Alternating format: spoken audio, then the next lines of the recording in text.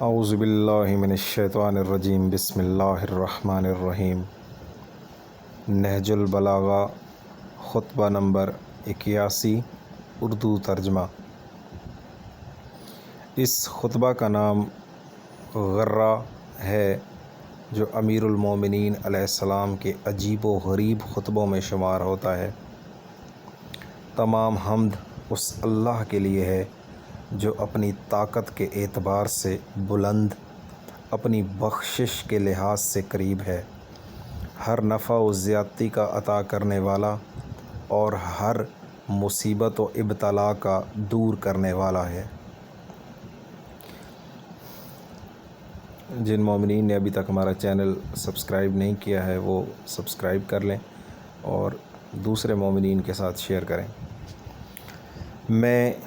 اس کے کرم کی نوازشوں اور نعمتوں کی فراوانیوں کی بنا پر اس کی حمد و ثنا کرتا ہوں۔ میں اس پر ایمان رکھتا ہوں چونکہ وہ اول و ظاہر ہے، اور اس سے ہدایت چاہتا ہوں چونکہ وہ قریب تر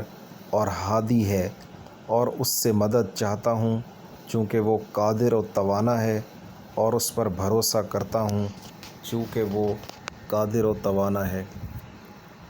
اور اس پر بھروسہ کرتا ہوں چونکہ وہ ہر طرح کی کفایت و اعانت کرنے والا ہے۔ اور میں گواہی دیتا ہوں کہ محمد صلی اللہ علیہ وآلہ وسلم اس کے عبد و رسول ہیں، جنہیں احکام کے نفاذ اور حجت کے اتمام اور عبرت ناک واقعات پیش کر کے پہلے سے متنبع کر دینے کے لیے بھیجا۔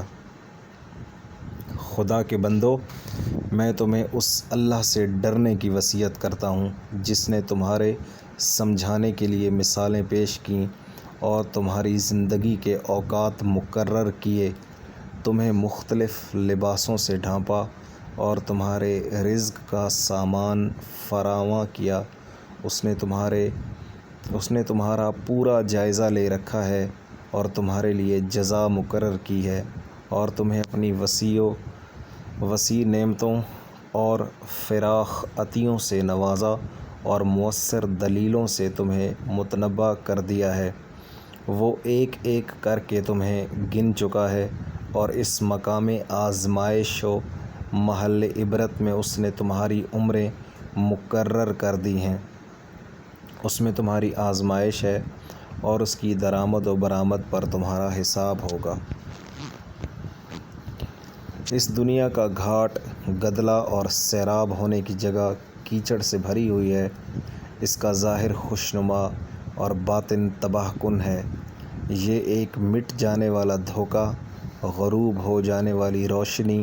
ڈھل جانے والا سایہ اور جھکا ہوا ستون ہے۔ جب اس سے نفرت کرنے والا اس سے دل لگا لیتا ہے اور اجنبی اس سے مطمئن ہو جاتا ہے تو یہ اپنے پیروں کو اٹھا کر زمین پر دے مارتی ہے اور اپنے جال میں پھانس لیتی ہے اور اپنے تیروں کا نشانہ بنا لیتی ہے، اور اس کے گلے میں موت کا پھندا ڈال کر تنگ و تار قبر اور وحشت ناک منزل تک لے جاتی ہے کہ جہاں سے وہ اپنا ٹھکانہ جنت یا دوزخ دیکھ لے اور اپنے کیے کا نتیجہ پا لے۔ بعد میں آنے والوں کی حالت بھی اگلوں کی سی ہے، نہ موت کانٹ چھانٹ سے منہ موڑتی ہے اور نہ باقی رہنے والے گناہ سے باز آتے ہیں۔ باہم ایک دوسرے کے طور طریقوں کی پیروی کرتے ہیں اور یکے بعد دیگرے منزل منتہا و مقام فنا کی طرف بڑھ رہے ہیں، یہاں تک کہ جب تمام معاملات ختم ہو جائیں گے اور دنیا کی عمر تمام ہو جائے گی اور قیامت کا ہنگام آ جائے گا تو اللہ سب کو قبر کے گوشوں، پرندوں کے گھونسلوں، درندوں کے بھٹوں اور ہلاکت گاہوں سے نکالے گا، گروہ در گروہ، صامت و ساکت، ایستادہ و صف بستہ، امر الہی کی طرف بڑھتے ہوئے اور اپنی جائے بازگشت کی جانب دوڑتے ہوئے۔ نگاہ قدرت ان پر حاوی اور پکارنے والے کی آواز ان سب کے کان میں آتی ہوئی ہوگی۔ وہ ضعف و بیچارگی کا لباس پہنے ہوئے ہوں گے اور عجز و بے کسی کی وجہ سے ذلت ان پر چھائی ہوگی۔ ہیلے اور ترکیبیں غائب اور امیدیں منقطع ہو چکی ہوں گی۔ دل مایوسانہ خاموشیوں کے ساتھ بیٹھتے ہوں گے، آوازیں دب کر خاموش ہو جائیں گی، پسینہ منہ میں پھندا ڈال دے گا، وحشت بڑھ جائے گی، اور جب انہیں آخری فیصلہ سنانے، عملوں کا معاوضہ دینے اور عذاب و عقوبت و اجر و ثواب کے لیے بلایا جائے گا تو پکارنے والے کی گرجدار آواز سے کان لرز اٹھیں گے۔ یہ بندے اس کے اقتدار کا ثبوت دینے کے لیے وجود میں آئے ہیں اور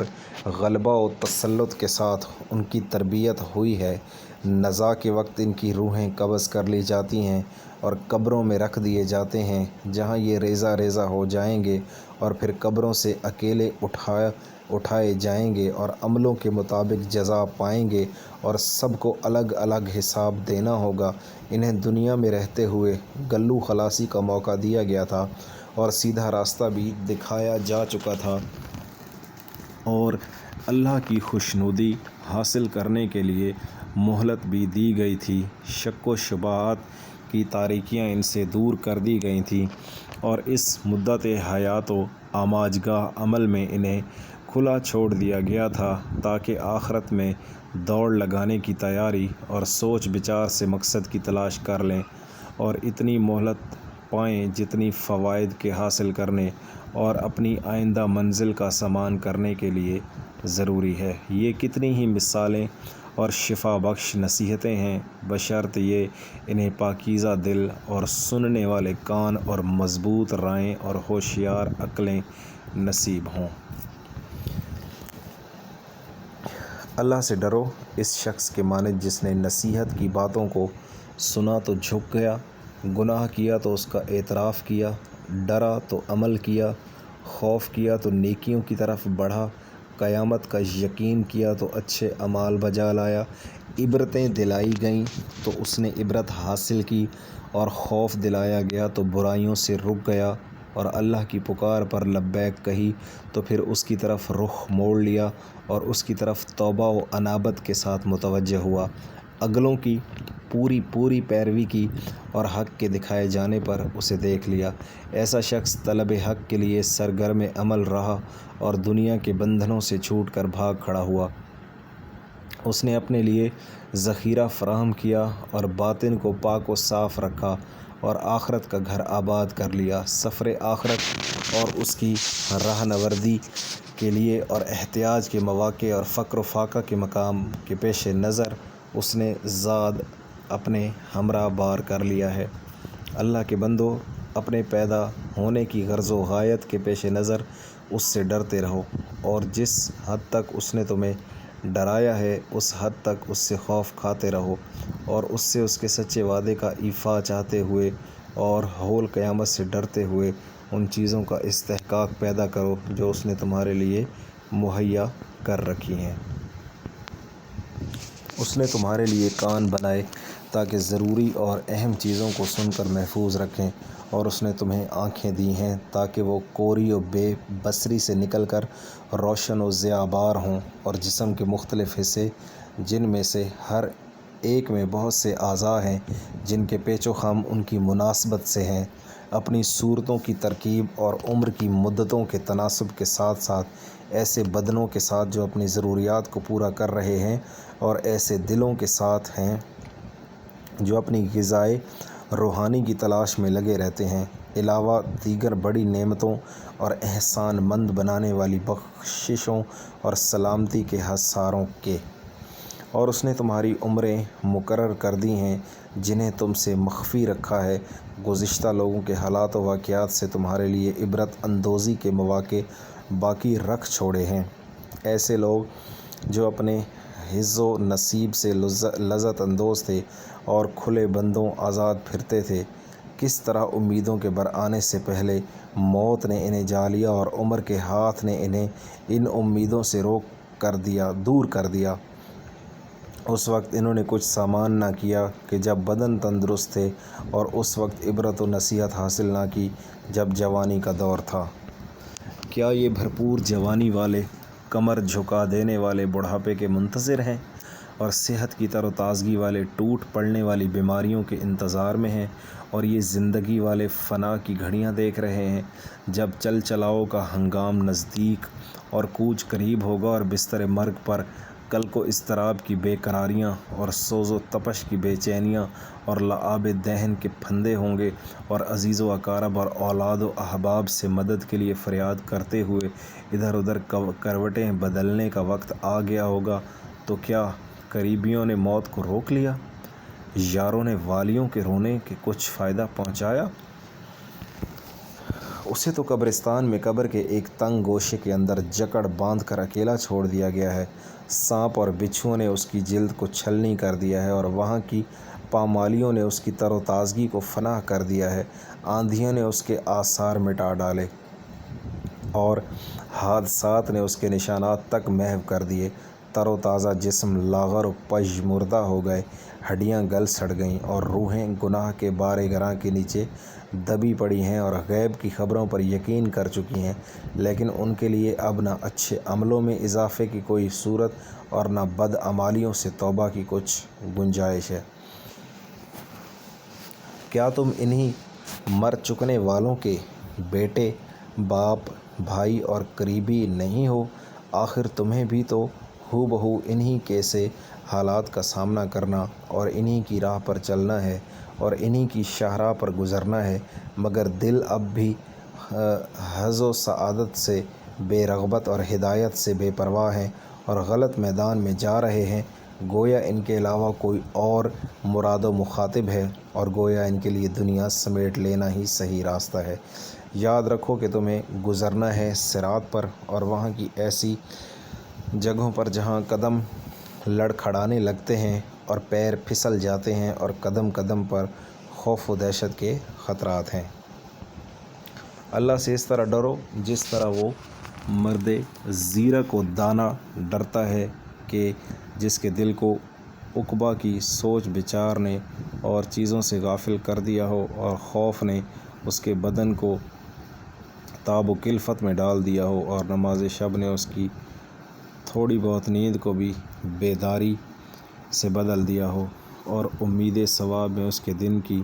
تپتی ہوئی دوپہریں پیاس میں گزرتی ہوں اور زہد و ورا نے اس کی خواہشوں کو روک دیا ہو اور ذکر الہی سے اس کی زبان ہر وقت حرکت میں ہو، خطروں کے آنے سے پہلے اس نے خوف کھایا ہو اور کٹی پھٹی راہوں سے بچتا ہوا سیدھی راہ پر ہو لیا ہو اور راہ مقصود پر آنے کے لیے سیدھا راستہ اختیار کیا ہو، نہ خوش فریبیوں نے اس میں پیچ و تاب پیدا کیا ہو اور نہ مشتبہ باتوں نے اس کی آنکھوں پر پردہ ڈالا ہو، بشارت کی خوشیوں اور نعمت کی آسائشوں کو پا کر میٹھی نیند سوتا ہے اور امن چین سے دن گزارتا ہے۔ وہ دنیا کی عبورگاہ سے قابل تعریف سیرت کے ساتھ گزر گیا اور آخرت کی منزل پر سعادتوں کے ساتھ پہنچا۔ وہاں کے خطروں کے پیش نظر اس نے نیکیوں کی طرف قدم بڑھایا اور اچھائیوں کے لیے اس وقفہ حیات میں تیز گام چلا، طلب آخرت میں دل جمی و رغبت سے بڑھتا گیا اور برائیوں سے بھاگتا رہا اور آج کے دن کل کا خیال رکھا اور پہلے سے اپنے آگے کی ضرورتوں پر نظر رکھی۔ بخشش و عطا کے لیے جنت اور عقاب و عذاب کے لیے دوزخ سے بڑھ کر کیا ہوگا اور انتقام لینے اور مدد کرنے کے لیے اللہ سے بڑھ کر کون ہو سکتا ہے اور سند و حجت بن کر اپنے خلاف سامنے آنے کے لیے قرآن سے بڑھ کر کیا ہے۔ میں تمہیں اللہ سے ڈرنے کی وصیت کرتا ہوں جس نے ڈرانے والی چیزوں کے ذریعے عذر تراشی کی کوئی گنجائش باقی نہیں رکھی اور سیدھی راہ دکھا کر حجت تمام کر دی ہے، اور تمہیں اس دشمن سے ہوشیار کر دیا ہے جو چپکے سے نفوذ کر جاتا ہے اور کانا پھوسی کرتے ہوئے کانوں میں پھونک دیتا ہے، چنانچہ وہ گمراہ کر کے تباہ و برباد کر دیتا ہے اور وعدے کر کے طفل تسلیوں سے ڈھارس بندھائے رکھتا ہے۔ پہلے تو بڑے سے بڑے جرموں کو سنوار کر سامنے لاتا ہے اور بڑے مہلک گناہوں کو ہلکا اور سبک کر کے دکھاتا ہے، اور جب بہکائے ہوئے نفس کی گمراہی پر دھڑے پر لگا دیتا ہے اور اسے اپنے پھندوں میں اچھی طرح جکڑ لیتا ہے، تو جسے سجایا تھا اس کو برا کہنے لگتا ہے، اور جسے ہلکا اور سبک دکھایا تھا اس کی گراں باری و اہمیت بتاتا ہے، اور جس سے مطمئن اور بے خوف کیا تھا اس سے ڈرانے لگتا ہے۔ یا پھر اسے دیکھو جسے اللہ نے ماں کے پیٹ کی اندھیاریوں اور پردے کی اندرونی تہوں میں بنایا، جو ایک جراثیم حیات سے چھلکتا ہوا نطفہ اور بے شکل و صورت کا منجمد خون تھا، پھر انسانی خد و خال کے سانچے میں ڈھل کر جنین بنا، اور پھر طفل شیرخوار، اور پھر حد رضاعت سے نکل کر طفل نوخیز، اور پھر پورا جوان ہوا۔ پھر اللہ نے اسے نگہداشت کرنے والا دل اور بولنے والی زبان اور دیکھنے والی آنکھیں دیں، تاکہ عبرت حاصل کرتے ہوئے کچھ سمجھے بوجھے اور نصیحت کا اثر لیتے ہوئے برائیوں سے باز رہے۔ مگر ہوا یہ کہ جب اس کے اعضاء میں توازن و اعتدال پیدا ہو گیا اور اس کا قد و قامت اپنی بلندی پر پہنچ گیا، تو غرور و سرمستی میں آ کر ہدایت سے بھڑک اٹھا اور اندھا دھند بھٹکنے لگا، اس طرح کہ رندی و ہوسناکی کے ڈول بھر بھر کے کھینچ رہا تھا، اور نشاط و طرب کی کیفیتوں اور ہوس بازی کی تمناؤں کو پورا کرنے میں جان کھپائے ہوئے تھا۔ نہ کسی مصیبت کو خاطر میں لاتا تھا، نہ کسی ڈر اندیشے کا اثر لیتا تھا، آخر انہی شوریدگیوں میں غافل و مدہوش حالت میں مر گیا، اور جو تھوڑی بہت زندگی تھی اسے بیہودگیوں میں گزار گیا، نہ ثواب کمایا نہ کوئی فریضہ پورا کیا۔ ابھی وہ باقی ماندہ سرکشیوں کی راہ ہی میں تھا کہ موت لانے والی بیماریاں اس پر ٹوٹ پڑیں کہ وہ بھونچکا سا ہو کر رہ گیا، اور اس نے رات اندوہ مصیبت کی کلفتوں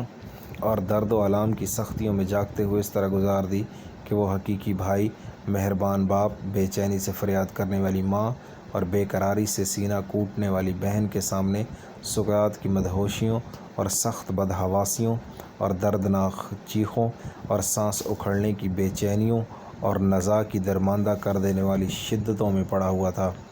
پھر اسے کفن میں نامرادی کے عالم میں لپیٹ دیا گیا، اور وہ بڑے چپکے سے بلا مزاحمت دوسروں کی نقل و حرکت کا پابند رہا۔ پھر اسے تختے پر ڈالا گیا، اس عالم میں کہ وہ محنت و مشقت سے خستہ حال اور بیماریوں کے سبب سے نڈھال ہو چکا تھا۔ اسے سہارا دینے والے نوجوانوں اور تعاون کرنے والے بھائیوں نے کاندھا دے کر پردیس کے گھر تک پہنچا دیا، کہ جہاں میل ملاقات کے سارے سلسلے ٹوٹ جاتے ہیں، اور جب مشائیت کرنے والے اور مصیبت زدہ عزیز و اقارب پلٹ آئے تو اسے قبر کے گڑھے میں اٹھا کر بٹھا دیا گیا، فرشتوں کے سوال و جواب کے واسطے، سوال کی دہشتوں اور امتحان کی ٹھوکریں کھانے کے لیے، اور پھر وہاں کی سب سے بڑی آفت کھولتے ہوئے پانی کی مہمانی اور جہنم میں داخل ہونا ہے، اور دوزخ کی لپٹیں اور بھڑکتے ہوئے شعلوں کی تیزیاں ہیں۔ نہ اس میں راحت کے لیے کوئی وقفہ ہے، اور نہ سکون و راحت کے لیے کچھ دیر کے لیے بچاؤ ہے، نہ روکنے والی کوئی قوت ہے، اور نہ اب سکون دینے والی موت، نہ تکلیف کو بھلا دینے کے لیے نیند، بلکہ وہ ہر وقت قسم قسم کی موتوں اور گھڑی گھڑی کے نت نئے عذابوں میں ہوگا۔ ہم اللہ ہی سے پناہ کے خواستگار ہیں۔ اللہ کے بندو، وہ لوگ کہاں ہیں جنہیں عمریں دی گئیں تو وہ نعمتوں سے بہرہ یاب ہوتے رہے، اور انہیں بتایا گیا تو وہ سب کچھ سمجھ گئے، اور وہ وقت یاد دیا گیا تو انہوں نے وقت غفلت میں گزار دیا، اور صحیح و سالم رکھے گئے تو اس نعمت کو بھول گئے۔ انہیں لمبی مہلت دی گئی تھی، اچھی اچھی چیزیں بھی انہیں بخشی گئی تھیں، دردناک عذاب سے انہیں ڈرایا بھی گیا تھا، اور بڑی چیزوں کے ان سے وعدے بھی کیے گئے تھے، تو اب تم ہی ورطہ ہلاکت میں ڈالنے والے گناہوں اور اللہ کو ناراض کرنے والی خطاؤں سے بچتے رہو۔